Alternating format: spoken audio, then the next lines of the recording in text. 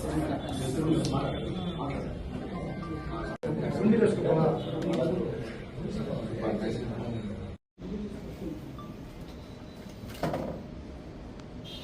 జనసేన, జై జనసేన, జై జనసేన, జై జనసేన, జై జనసేన, జై పవన్ కళ్యాణ్, జై పవన్ కళ్యాణ్. మార్చి 14 మార్చి 14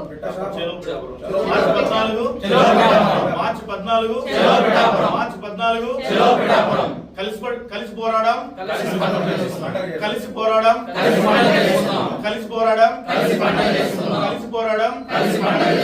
మార్చి 14 మార్చి 14 మార్చి 14 జై జనసేన.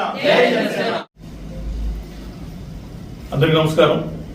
విచ్చేసిన ప్రింట్ అండ్ ఎలక్ట్రానిక్ మీడియా మిత్రులకి జనసేన పార్టీ చంద్రగిరి నియోజకవర్గం తరఫున మా అధ్యక్షులు శ్రీ పవన్ కళ్యాణ్ గారి తరఫున ప్రత్యేక ధన్యవాదాలు తెలియజేసుకుంటూ, ముందుగా చంద్రగిరి నియోజకవర్గ ప్రజలు, నాతో పాటు గత 5 సంవత్సరాలుగా నడిచిన జనసేన నాయకులు, జన సైనికులు, వీర మహిళలు మరియు అనునిత్యం నాతో ఉన్నటువంటి నన్ను సపోర్ట్ చేస్తూ నన్ను ఎంకరేజ్ చేస్తున్నటువంటి మీడియా మిత్రులందరూ కూడా నన్ను మీరందరూ క్షమిస్తారని ఈ యొక్క మీడియా ముఖ్యంగా నేను మీ అందరినీ కోరుతున్నా. మరీ ముఖ్యంగా చంద్రగిరి నియోజకవర్గ ప్రజల్ని. ఎందుకంటే మీ అందరికీ తెలుసు, నేను 2019 నుంచి 2024 వరకు ప్రభుత్వం వచ్చేంత వరకు 5 సంవత్సరాలు ప్రతిరోజు అనునిత్యం ప్రజా సమస్యల మీద పోరాడుతూనే ఉన్నాను. సో ఆ పోరాట ఫలితము లేకపోతే అందరం కలిసి ఈ ఎన్డీఏ ప్రభుత్వాన్ని స్థాపించే దాంట్లో కీలకంగా పనిచేసి నాకు ఎమ్మెల్యే సీట్ వస్తే ఎంత కసిగా పనిచేస్తానో అంతే కసిగా నా సొంత ఖర్చులతో ఎవరి దగ్గర నుంచి ఏది ఆశించకుండా చేయడం వల్ల నేను కొద్ది ఆర్థికంగా వెనకబడి గత 9 నెలలుగా ప్రభుత్వం స్థాపించినా కూడా ప్రజలకి, ప్రజా సమస్యలకి కొద్ది దూరంగా ఉన్నాను.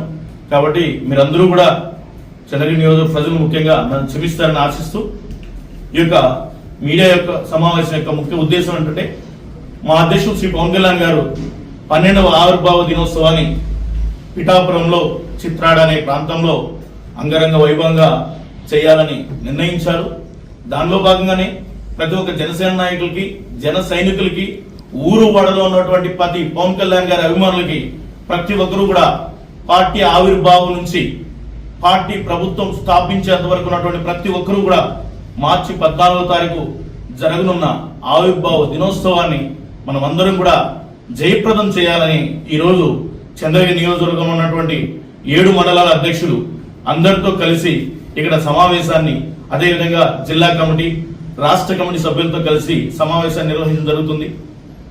మా అధ్యక్షుడు శ్రీ పవన్ కళ్యాణ్ గారు చెప్పారు, 2024లో మనం 2025లో ప్రభుత్వాన్ని స్థాపించి అంగరంగ వైభవంగా మనం పండగలాగా చేసుకుందాం అన్నారు. మా అధ్యక్షుడు చెప్పినట్టే ఈరోజు పండగ వాతావరణంలో మార్చి 14వ తారీఖున 12వ ఆవిర్భావ దినోత్సవాన్ని జరుపుకుంటాం. ప్రపంచంలో కాదు, దేశంలో ఎక్కడైనా తీసుకున్నా సరే ఎప్పుడు కనీవిని రీతిలో 100% స్ట్రైక్ రేట్ తో వచ్చినటువంటి మొట్టమొదటి రాజకీయ పార్టీ జనసేన పార్టీ. చాలా గర్వంగా కూడా ఉంది దీంట్లో ఉండడానికి. సో ఆ రోజు చెప్పాడు మా అధ్యక్షుడు శ్రీ పవన్ కళ్యాణ్ గారు, వైసీపీని పాతాలని తొక్కకపోతే నా పేరు పవన్ కళ్యాణ్ కాదు, నా పార్టీ జనసేన పార్టీ కాదన్నాడు. చెప్పిన మాట ఖచ్చితంగా తూచా తప్పకుండా పాటిస్తూ మా అధ్యక్షుడు తొక్కతా అనుకున్నారు, కానీ ఈ విధంగా అతను పాతాలని తొక్కతారని కూడా ఎక్స్పెక్ట్ చేయలేదు. దాని తర్వాత ఆ రోజు చెప్పాడు, మనం 2024 ఇప్పుడు ప్రభుత్వం లేఖనం చేసుకుంటున్నాం, 2025లో మనం ప్రభుత్వం ఏర్పడ్డాక ఓ మంచి పాలన చేద్దామని చెప్పారు. కాబట్టి ప్రతి ఒక్కరు కూడా మార్చి 14వ తారీఖు ఇప్పుడు చంద్రగిరి నియోజకవర్గంలో మనకు పార్టీ ఆఫీస్ ఉంది, కేంద్ర కార్యాలయం ఇక్కడ ఉంది. నాతో పాటు ప్రతి ఒక్క మండలాధ్యక్షులు ప్రతి ఒక్కరూ కూడా ఉంటారు ఇక్కడ. మీరు ఎవరైనా సరే ఊరు వాడ ఎక్కడి నుంచైనా సరే 7 మండలాల నుంచి రావాలని జన సైనికులు పార్టీ కార్యాలయం సంప్రదించవచ్చు. మీకు ట్రాన్స్పోర్టేషన్ అన్ని కూడా ఫెసిలిటేషన్ చేస్తున్నాం. అదేవిధంగా నిన్న తిరుపతి పార్లమెంట్ అధ్యక్షులు, అదేవిధంగా తిరుపతి ఎమ్మెల్యే ఆర్ఎన్ శ్రీనివాసులు గారితో కూడా నియోజకవర్గ ఇన్ఛార్జ్ గా మేము సమావేశానికి వెళ్ళడం జరిగింది. దాంట్లో వారికి పార్టీ ఆదేశానుసారం వారు మాకు ఇచ్చిన సూచనలతో మేము 7 మండలాల్లో కూడా కానీ 7 మండలాధ్యక్షుల ఆధ్వర్యంలో ప్రెస్ మీట్లు పెడతాం. సో రానున్న కొన్ని రోజులు దానికి కూడా షెడ్యూల్ రిలీజ్ చేస్తాం. కాబట్టి ఈ యొక్క ఆవిర్భావ సభని ప్రతి ఒక్కరు ఊరోవాడ ప్రతి ఒక్కరికి ఇక్కడి నుంచే ట్రాన్స్పోర్టేషన్ ఉంటుంది, మీకు బస్ ఫెసిలిటీ పెడతాం. ఇక్కడి నుంచి ఎవరు రావాలన్నా కూడా ఇక్కడి నుంచే బయలుదేరి మార్చి 13వ తారీఖు సాయంకాలం బయలుదేరి 14వ తారీఖు అక్కడ ప్రోగ్రామ్ చూసుకొని 14 నైట్ మళ్ళా బయలుదేరి 15 మార్నింగ్ వస్తాం. ఇదంతా కూడా వాళ్ళ మండలాధ్యక్షులందరూ కూడా చెప్తారు.